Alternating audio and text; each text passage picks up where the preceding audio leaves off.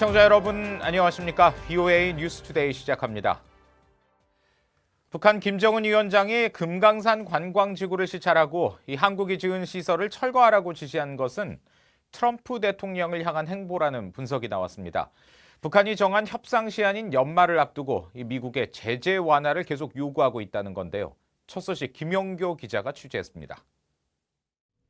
존 페퍼 미국 외교정책 포커스 소장은 김정은 위원장이 금강산 관광지구 방문을 통해 보내는 신호는 미국에 초점을 맞춘 것이라고 분석했습니다.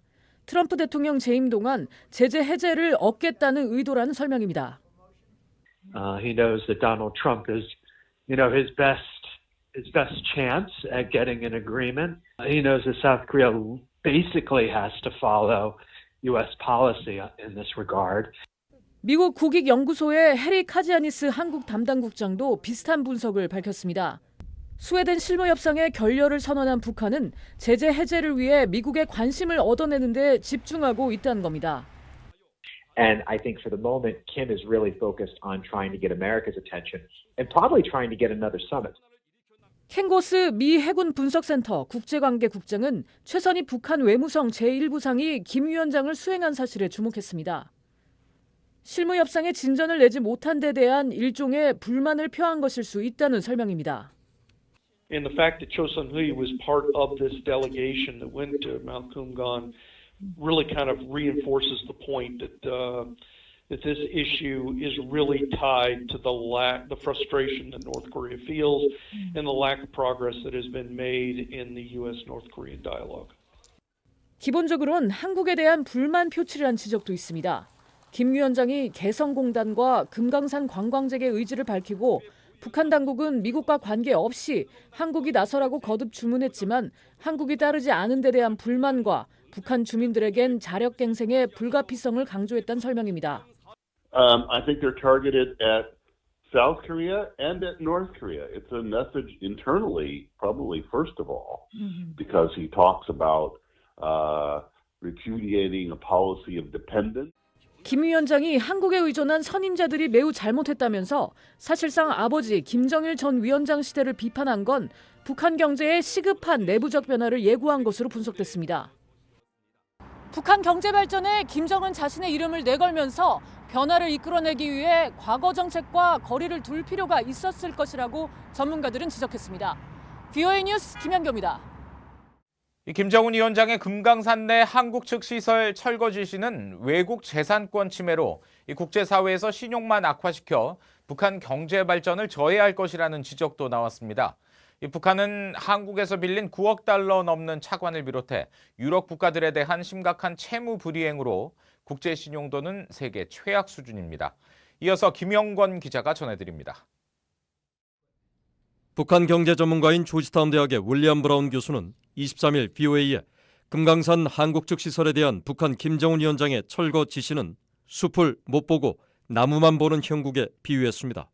북한 경제의 최대 문제는 제재가 아니라 국가 신용인데 북한 내 한국 자산을 존중하지 않는 일방적 행태는 가뜩이나 나쁜 신용을 더 악화시켜 경제 발전의 발목만 잡는다는 겁니다. The big problem for North Korea is even if the sanctions are lifted, they still have no credit. Nobody will lend them money because of all these debts they have never paid. 신용카드 사용자가 돈을 갚지 않으면 더 이상 카드를 사용하지 못하고 신용 불량자로 낙인 찍혀 자력갱생에 의존하는 것과 같다는 지적입니다. 북한은 외부에서 빌린 돈을 거의 갚지 않아 국가 신용도는 세계 바닥권입니다. 한국 국회 국정감사에 따르면 한국수출입은행은 통일부의 위탁으로 1991년부터 유상으로 9억 3천만 달러를 북한에 빌려줬지만 거의 회수되지 않고 있습니다. 전문가들은 대북 차관은 정치적 색채가 있어 한국 정부가 목소리를 조절해왔지만 채무 불이행 등 일방적 행태는 경제 전문가들이 심각하게 검토해온 사안이라고 지적했습니다. 지금 이렇게 외국 자산을 마음대로 처분한다거나 또 대외 부채 문제를 등한시한다거나 이런 것들이 나중에 이제 북한에게 있어서는 그 외부의 지원을 받거나 아니면 경협을 추진할 때에 사실은 가장 큰 걸림돌이 될 수밖에 없습니다.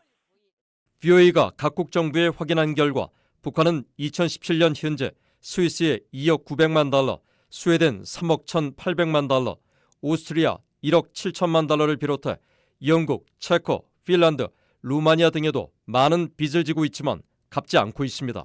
세계 최대 신용보험업체 가운데 하나인 아트라디우스는 채무 불이행 등 계약 의무 이행 능력 등을 평가한 올해 국가별 위험지도에서 북한을 다른 13개 나라와 함께 투자와 사업 환경이 세계에서 가장 위험한 나라로 꼽았습니다. 전문가들은 정치적 목적 때문에 사업 기회를 잃는 북한의 고질적인 행태가 이번에도 반복되는 것 같다며 장기적으로는 경제 발전의 부메랑이 될 수 있다고 경고했습니다. VN뉴스 김영권입니다. 북한이 사이버 가상 공간에서 벌여온 위협 활동이 줄어들었다는 조짐이 전혀 없다고 미 하원 국토안보위원장이 밝혔습니다. 하원 국토안보위원장인 베니 톰슨 민주당 의원은 22일 하원 청문회에서 미국의 주요 사이버 위협 국가로 북한과 함께 러시아와 중국, 이란을 지목하며 이같이 말했습니다. 톰슨 의원은 그러면서 유엔 안전보장이사회 자료에 따르면 북한이 유엔 안보리 결의에 따른 대북 제재를 회피하기 위해 사이버 공간에서 2015년부터 18년까지 가상화폐 등 6억 7천만 달러를 탈취했다고 지적했습니다. 미국 뉴욕 유엔 본부에서 열리고 있는 73차 유엔 총회에서 미국은 북한의 비핵화 진전을 위해 협상에 복귀하라고 촉구했습니다. 그러나 북한은 미국의 새로운 접근법을 요구했습니다. 이현철 기자가 보도합니다. 유엔 본부에서 열린 유엔 총회 제1위원회 회의에서 미국의 로버트 우드 군축 대사는 북한의 비핵화 협상 복귀를 거듭 촉구했습니다. 북한의 김정은 위원장이 한 약속을 지켜야 한다는 겁니다. We call on DPRK to come back to the negotiating table in order to move forward on Chairman Kim's commitment at the 2018 Singapore summit to denuclearization. 우드 대사는 이어 수많은 유엔 회원국들이 현재 상황을 이해하고 있고 한반도 문제 해결을 위한 미국의 노력도 잘 알고 있다고 말했습니다. 특히 트럼프 대통령은 북한이 비핵화에 대한 전략적인 결정을 내릴 경우 북한의 밝은 미래를 제시했다고 강조했습니다. 우드 대사는 또 북한 비핵화에 대한 미국의 입장에는 변화가 없다며 FFVD, 즉 최종적이고 완전한 북한 비핵화를 강조했습니다. Regarding North Korea, our goal remains the final, fully verified denuclearization of North Korea. 우드 대사는 그러면서 모든 유엔 회원국들은 북한의 핵미사일 시험 등에 따른 기존의 안보리 결의, 대북 제재들을 계속 전면 이행하는 것이 중요하다고 강조했습니다. 반면 북한은 또다시 미국의 새로운 접근법을 요구했습니다. In order to solve the nuclear issue of the Korean Peninsula, the United States needs to approach us with a new way of calculation after putting aside the current one. 북한은 이어 올해 말까지 미국의 용기 있는 결정을 기다릴 것이라면서 미국과 북한 간 대화의 운명은 미국의 접근법에 달려있다고 주장했습니다. 또 북한은 대화와 협상을 통해 문제를 해결하는 데 중점을 두고 있지만 미국이 북한을 무력으로 제압하려 한다면 주권과 국익을 보호하기 위해 새로운 길을 모색할 수밖에 없다고 위협했습니다. BOA 뉴스 이한철입니다. 유엔군 사령부는 비무장지대 출입 신청과 관련해 2018년 이후 2,220여 건의 신청을 받아 93% 이상 승인했다고 밝혔습니다.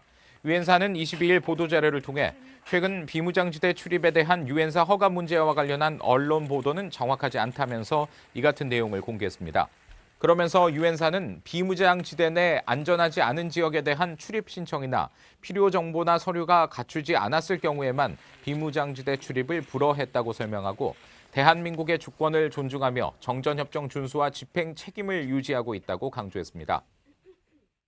북한 인권 문제를 정치적 수단으로 사용할 것이 아니라 전문적이고 비정치적 방식을 통해 지속적으로 공론화해야 한다는 지적이 제기됐습니다.